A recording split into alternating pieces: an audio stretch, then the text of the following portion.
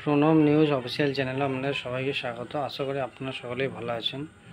আগামীকাল দুপুর 2টোর সময় আপার প্রাইমারি মামলার হিয়ারিং আছে ডিভিশন বেঞ্চে।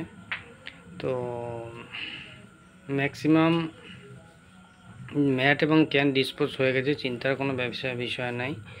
ক্যান নিয়ে কেউ চিন্তিত হবেন না, ম্যাক্সিমাম ক্যান ডিসপোজ হয়ে গেছে।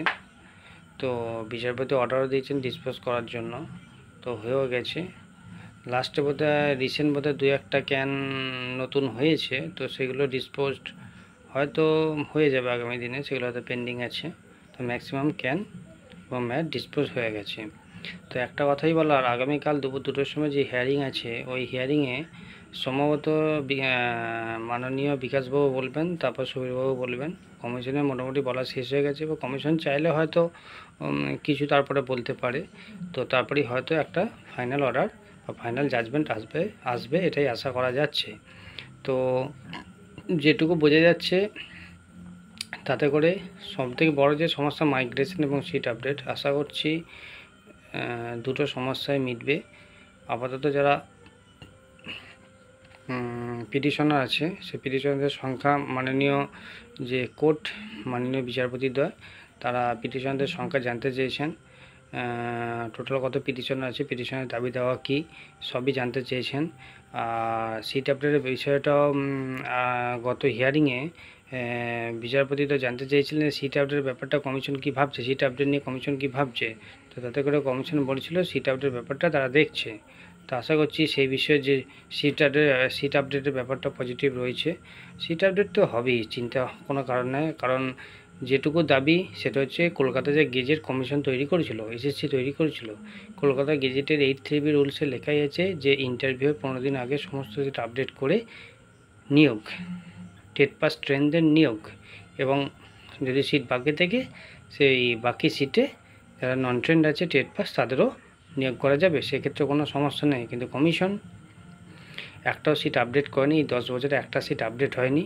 তো সেই হিসেবে আজকে যাদের বয়স পেরিয়ে গেছে অ্যাবাভ 40, যারা 40-এর কাছাকাছি, তো তাদের কি আর যাদের পেরিয়ে গেছে তারা কি আর পরীক্ষা বসতে পারবে, বা যাদের কাছাকাছি তাদের কি আর পড়ার সেই মানসিকতা আছে? কমিশন যে 10টা বছর একটা নিয়োগ করে আপার প্রাইমারি নামক যে এক্সাম হয়েছে 2014 সালে, আজ 2024, প্রায় তার মাঝে 10 বছর, তার মাঝে একটা মেরিট লিস্ট হয়েছে, মেরিট লিস্ট ক্যান্সেল হয়েছে, অনেক কিছু নাটক ঘটেছে।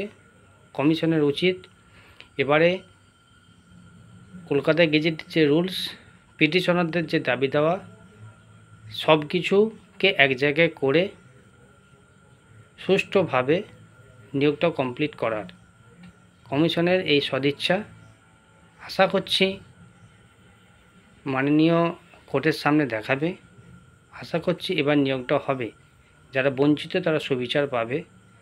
আর প্রত্যেকেরই দাবি, প্রত্যেকেরই ইচ্ছা এবার নিয়োগটা হোক, আর এবার টালবাহানা বন্ধ হোক, সমস্ত রকমের রাজনীতি বন্ধ হোক।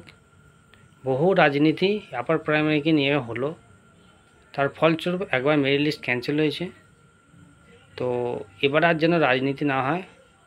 তো প্রত্যেকের উদ্দেশ্যে করজোড়ে নিবেদন বা আবেদন যাই বলুন না কেন, প্রত্যেকেই এবার আপার প্রাইমারি যাতে নিয়োগ হয়, যারা যোগ্য, যারা বঞ্চিত, যারা ট্রেন্ড, যাদের যোগ্যতা আছে, প্রত্যেকেই যেন স্কুলে যায়, প্রত্যেকে যেন সুবিচার পায়। কমিশন যেন সেটা দেখে, মাননীয় কোর্ট যেন সেটা দেখে। আশা করছি প্রত্যেকেরই আশা পূরণ হবে, চিন্তিত হওয়ার কোনো কারণ নেই। আগামীকাল দুপুর 2টোর সময় হিয়ারিং আছে, প্রত্যেকেই হিয়ারিংয়ের দিকে নজর রাখুন। আশা করছি প্রত্যেকেই সুবিচার পাবে। আমার এই বক্তব্যের মাঝে যদি কোনো কিছু ভুল থাকে তো সেই বিষয়ে আমাকে ক্ষমা করে দেবেন। কথার মাঝে ভুল ত্রুটি হতেই পারে, ওটা কোনো ব্যাপার নয়, আপনারা ক্ষমা করে দেবেন। প্রত্যেকেই চ্যানেলটির সঙ্গে থাকবেন, লাইক, শেয়ার, কমেন্ট ও সাবস্ক্রাইব করবেন। ধন্যবাদ।